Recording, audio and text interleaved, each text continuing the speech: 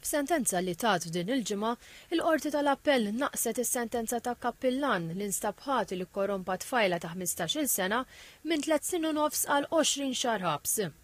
Il-Qorti bidlet il-pina x'qalet li s-sena wara li seħħ il-każ l-età tal-kunsens niżlet għal 16-il sena u għalhekk l-attivitajiet sesswali li saru mill-jum li fi ħalqet 16 kienu konsenswali. Din l-applikazzjoni tal-liġi kienet ikkritikata mill-laqda mhux governattiva Victim Support Malta li fost oħrajn taħdem ma' vittmi ta' abbuż sesswali. Il-koordinatur tas-servizzi tal-laqda Kira Borċ spjegat li l-età tal-vittma waħdu mhux biżżejjed għall-loti tal-kunsens. Żiedet li l-kunsens lanqas ma huwa sempliċi iva jew le. Il-każ partikolari isu l-ixju kienet li qed nitkellmu dwar minorenni u adult.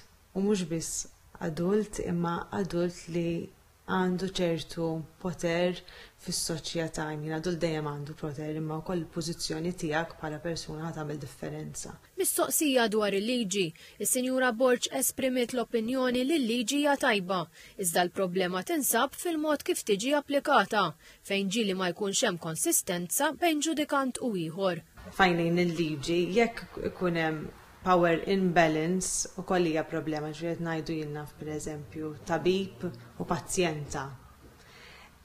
U kollem power imbalance ġviri kunsens ma jistax jingħata as-saċ.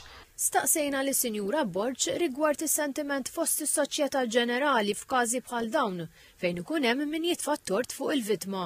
Għanna viċċu bħala soċjetà li jisu il-vittma dejjem hija l-problema u dejjem nifukaw ħafna fuq il-vittma x'tista' tagħmel aħjar biex tipproteġi lil nnifisha. Għandna bżonn iktar awareness fuq kif għandek iġġib ruħek fis-soċjetà. Fuq it-tema tal-għarfien u l-kuxjenza, is-Sinjura Borċ saħqet li l-ġudikanti għandhom jingħataw taħriġ aġġornat dwar l-effetti fuq il-vittma, it-tifsira tal-kunsens u d-dinamika ta' sitwazzjonijiet differenti f'każijiet bħal dawn, bilan li l-liġi tkun applikata b'mod aktar holistiku.